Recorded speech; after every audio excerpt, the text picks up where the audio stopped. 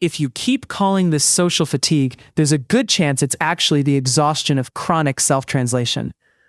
You are not only speaking, you are pre-editing your tone, cushioning your needs, and predicting reactions before your words even leave your mouth. A lot of people read this as overthinking, insecurity, or poor boundaries. That reading makes sense. From the outside, it can look like hesitation. From the inside, though, it often feels more like scanning, a constant effort to make yourself legible and safe at the same time. Then shame gets added. You tell yourself communication should be simple, so why does every text, meeting, or difficult conversation feel like mental algebra? The common frame misses the hidden labor. You are not only saying what you mean, you are managing how it might land. Psychology has language for parts of this. The fawn response describes a threat pattern where safety gets pursued through appeasing, softening, and staying highly responsive to other people. In polyvagal theory, Stephen Porges points to nervous system states that shape whether connection feels safe, risky, or costly. Elaine Aron's work on high-sensitivity processing also matters here. Some nervous systems register more detail, tone shifts, pauses, inconsistencies. And social cues come in fast and strong. That can create beautiful empathy. It can also turn ordinary conversations into high-data environments that require extra internal sorting. Attachment system regulation helps explain the rest. Peter Fonagy and Alan Shore both wrote about how attunement shapes self-experience. When understanding from others felt unreliable, many people learned to become translators early. Your nervous system is making sense, even when your life doesn't. So the pattern often starts with anticipation. Before a sentence is spoken, part of you checks for danger. Will this seem selfish? Will this sound cold? Will this create distance? That micro pause is small, but repeated hundreds of times, it becomes real wear on the system. Then, language gets layered. There is the original feeling. After that comes the edited version. Then the disclaimer. Then the sentence that protects the other person from having to feel too much about what you just said. By the end, your point arrives diluted, and you arrive tired. Interoception plays a role too. When inner signals are faint or crowded by social monitoring, it gets harder to feel what you actually think before you begin explaining it.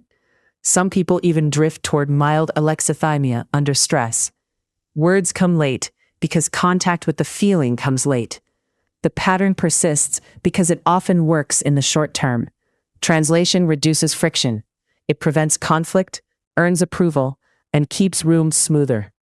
Right, the nervous system stores that outcome. So even when the cost grows obvious, the habit still registers as protection rather than strain. At work, this can look like rewriting a clear email 6 times, so it sounds competent, warm, brief, collaborative, and impossible to misread.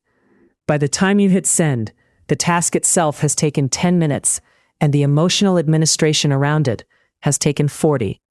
In intimate relationships, it shows up as explaining why a need is reasonable before you ever state the need. You give context, caveats, and evidence. You make the request easy to approve. Then you quietly resent that your tenderness had to arrive dressed as a legal brief.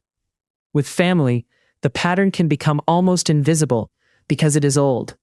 You change vocabulary depending on who is in the room. You hide certain interests, minimize certain values, and pre-laugh at your own seriousness, so nobody else has to decide whether to mock it. In friendships, it often appears after a rupture. You write the long apology text for a tone you did not intend, then another message clarifying the first one, then spend the evening mentally reconstructing every phrase. The original issue was small. The translation spiral was not. The reframe is simple, even if the repair is slow. This exhaustion is often a learned regulation strategy. It developed because being clearly yourself once felt expensive. Your feeling is real. Your first interpretation might not be. Shame drops a little when the pattern gets named accurately. One practice for this week is a 3-line note before hard conversations. Line 1, what happened?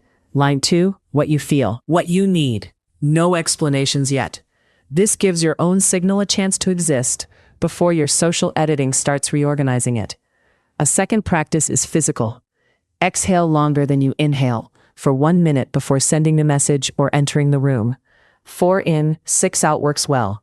Regulate first, interpret second, decide third. That small shift can reduce the urge to over-explain from a defended state. One thing becomes very clear. People who translate themselves for everyone are usually not shallow communicators. They are often highly perceptive, deeply conscientious, and unusually skilled at tracking emotional weather. The problem is not a lack of care. It is an excess of unpaid care. You also start noticing how early this labor can begin. A child learns which tone keeps the peace, which version of sadness gets comfort, which curiosity annoys adults. So they become skilled editors of selfhood. Years later, they are praised for maturity, while privately feeling hard to find. Many sensitive adults confuse being understood with being acceptable. So they keep improving the explanation, hoping the right wording will finally create ease. But sometimes the room is not lacking clarity. Sometimes the room simply has limited capacity for complexity, and you feel that limit immediately. That realization can sting. You may have spent years assuming the burden was yours to solve. If people looked confused, you translated harder. If someone pulled back, you became gentler, brighter, smaller, easier. Adaptation became so fluent, it started to feel like personality. Then there is the loneliness. Not dramatic loneliness, a quieter kind. The one that appears when people say they know you, but they mainly know the version of you that arrived already processed for comfort, speed, and low inconvenience. That gap can exist even inside close love. A lot of high-functioning people carry this while looking composed. They do well at work. They answer thoughtfully. They seem emotionally intelligent. Meanwhile, their inner life is crowded with drafts. Every interaction leaves residue because the body had to run translation software in the background. This is one reason rest can feel strangely unreachable. You may be alone, but your mind is still replaying whether you were too intense, too vague, too direct, too cold, too much. The body does not easily settle when belonging has been linked to constant adjustment. There is grief in seeing this clearly. Grief for the amount of life spent making yourself easier to hold.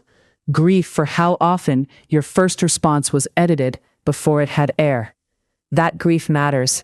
It usually means contact is returning. You are beginning to hear your own voice sooner, and there is a practical edge to the healing. You start asking different questions. How do I explain this perfectly? Instead, who am I becoming around this person? Do I get simpler here or more scrambled? Do I leave conversations with more of myself or less? The people who are safe for you tend to create less translation demand. You still care how you land, of course, but your words do not need 6 layers of padding. Repair is possible without a dissertation. Silence is not instantly read as danger. Your body learns the difference gradually. Some relationships will change when you stop doing all the interpretive labor. That does not always mean you chose wrong. Sometimes it means the old arrangement depended on your constant smoothing.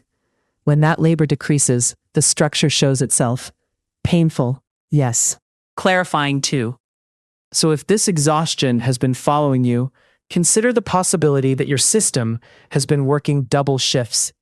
One part lives, another part translates the living into acceptable language. Anyone would feel tired carrying both. Name the pattern, lower the shame.